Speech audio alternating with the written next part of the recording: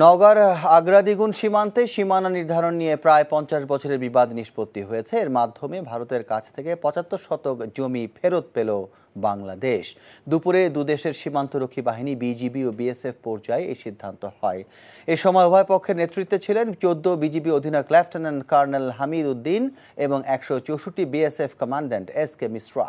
উপস্থিত ছিলেন দুই দেশের ভূমি জরিপ বিভাগের কর্মকর্তারা। বৈঠক শেষে লেফটেন্যান্ট কর্নেল আব্দুল হামিদ জানান, এই জমিটি নিয়ে 50 বছর ধরে বিবাদ চলছিল। দুদেশের যৌথ জরিপে এটি বাংলাদেশের সম্পত্তি তা প্রমাণিত হয়েছে। চাষিরা আবারও তাদের জমিতে চাষাবাদ করতে পারবেন বলেও জানান তিনি। উভয় পক্ষে আমরা পরিমাপ করলাম, পরিমাপ করে এটা নিশ্চিত হলাম যে এই জায়গাটি আসলে বাংলাদেশের। তো এখানে আর কোনো ধরনের কোনো সন্দেহের অবকাশ নেই। এবং আমার প্রতিপক্ষের যিনি আজকে ছিলেন কমান্ডান্ট, উনিও দেখে গেলেন এবং উনিও নিশ্চিত করলেন যে হ্যাঁ, আমিও দেখলাম যে এই ভূখণ্ডটি আসলে যে বিরোধটা তৈরি হয়েছিল, এই বিরোধটি ঠিক নয়, এটি বাংলাদেশের ভূখণ্ড। দুর্নীতিকে ক্যান্সারের সঙ্গে তুলনা করে প্রধান বিচারপতি হাসান ফয়েজ সিদ্দিকী বলেছেন, বিচার বিভাগে কেউ দুর্নীতি করলে তার বিরুদ্ধে যথাযথ ব্যবস্থা নেওয়া হবে।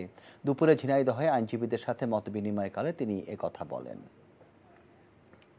আমার কোন অফিসার যদি ডিসঅনেস্টি করে, আমি তো বলে দিয়েছি, আমি মনে করি করাপশন একটা ক্যান্সার।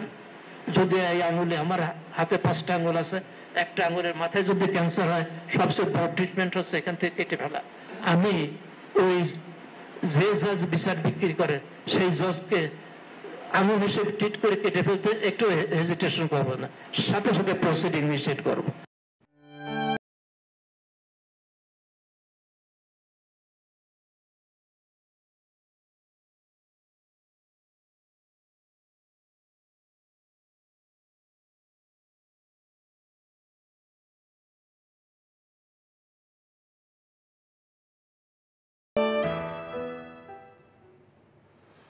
গণস্বাস্থ্য কেন্দ্রের ট্রাস্টি ও প্রতিষ্ঠাতা বীর মুক্তিযোদ্ধা ডাক্তার জাফরুল্লাহ চৌধুরীর মরদেহ সর্বসাধারণের শ্রদ্ধা নিবেদনের জন্য আগামীকাল বৃহস্পতিবার কেন্দ্রীয় শহীদ মিনারে রাখা হবে। এছাড়াও সোহরাওয়ার্দী উদ্যানে জানাজা হবে। দুপুরে গণস্বাস্থ্য কেন্দ্রের প্রেস ব্রিফিংয়ে এসব জানানো হয়। এর আগে গতরাতে রাজধানীর ধানমন্ডির গণস্বাস্থ্য নগর হাসপাতালে চিকিৎসাধীন অবস্থায় ইন্তেকাল করেন তিনি।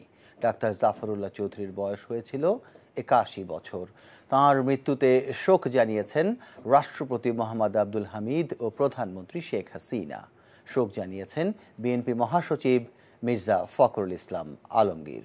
রিপোর্টে জানাচ্ছেন SM আতিক। দীর্ঘদিন ধরেই কিডনি, লিভার সহ বার্ধক্যজনিত নানা জটিল রোগে ভুগছিলেন গণস্বাস্থ্য কেন্দ্রের ট্রাস্টি ও প্রতিষ্ঠাতা এবং বীর মুক্তিযোদ্ধা ডাক্তার জাফরুল্লাহ চৌধুরী। শারীরিক অবস্থা সংকটাপন্ন হওয়ায় গত 5 এপ্রিল তাকে গণস্বাস্থ্য নগর হাসপাতালে ভর্তি করা হয়। মঙ্গলবার রাতে নিজের তৈরি করা হাসপাতালের আইসিইউতে চিকিৎসাধীন অবস্থায় শেষ নিঃশ্বাস ত্যাগ করেন তিনি। তারুণ্য বান্ধব, সংগ্রামী, সৎ এবং নিখাদ একজন দেশপ্রেমিক ব্যক্তি। বুধবার দুপুরে সংবাদ সম্মেলনে 2 দিনব্যাপী কর্মসূচির কথা জানান গণস্বাস্থ্য ট্রাস্টি বোর্ডের চেয়ারপারসন অধ্যাপক আলতাফুন্নেসা। আগামীকাল 13 এপ্রিল বৃহস্পতিবার সকাল 10টা হতে বেলা 1টা পর্যন্ত কেন্দ্রীয় শহীদ মিনারে সর্বস্তরের জনগণের শ্রদ্ধা নিবেদন। একই স্থানে রাষ্ট্রীয়ভাবে শ্রদ্ধা জানানো হবে। জানাজা অনুষ্ঠিত হবে সোহরাওয়ার্দী উদ্যানে। আগামী 14 এপ্রিল শুক্রবার সকাল 10টায় সাভার গণস্বাস্থ্য শ্রদ্ধা নিবেদন বাদ-জুমা, সেখানেই জানাজা অনুষ্ঠিত হবে। সাধারণ মানুষের অধিকার আদায়ে আজীবন সংগ্রাম করে যাওয়া জাফরুল্লাহ চৌধুরীর মৃত্যু দেশের জন্য অপূরণীয় ক্ষতি বলে আক্ষেপ করেন উপস্থিত রাজনৈতিক ও সাংস্কৃতিক ব্যক্তিত্বরা।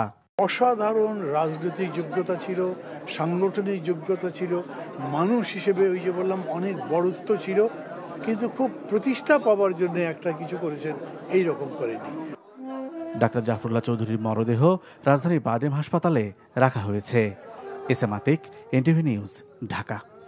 সাতক্ষীরায় তৎকালীন বিরোধী দলীয় নেত্রী শেখ হাসিনার গাড়িবহরে হামলার ঘটনায় অস্ত্র ও বিস্ফোরক আইনের দুটি মামলায় আদালতে যুক্তিতর্ক উপস্থাপন শেষ হয়েছে। আগামী 18 এপ্রিল রায়ের দিন ঘোষণা করেছেন বিচারক। আসামি ও রাষ্ট্রপক্ষের আইনজীবীদের যুক্তিতর্ক উপস্থাপন শেষ হওয়ায় দুপুরে রায়ের দিন ঘোষণা করেন সাতক্ষীরার স্পেশাল ট্রাইব্যুনাল। এ সময় বিএনপির সাবেক সংসদ সদস্য হাবিবুল ইসলাম হাবিব সহ 37 জন আসামি উপস্থিত ছিলেন। আদালত সূত্র জানায় দুটি মামলায় 15 জনের সাক্ষ্য গ্রহণ করা হয়। 2002 সালের 30 আগস্ট সাতক্ষীরার কলারোয়ায় তৎকালীন বিরোধী দলীয় নেত্রী শেখ হাসিনার গাড়িবহরে হামলা চালানো হয়। এ ঘটনায় চিফ জুডিশিয়াল ম্যাজিস্ট্রেট আদালত 2021 সালে বিএনপি দলীয় সাবেক সংসদ সদস্য হাবিবুল ইসলাম হাবিব সহ 50 নেতাকর্মীকে 4 থেকে 10 বছর মেয়াদে সাজা প্রদান করে। এছাড়া গত 14 জুন অস্ত্র বিস্ফোরক আইনের অপর দুটি মামলায় চার্জ গঠন করা হয়।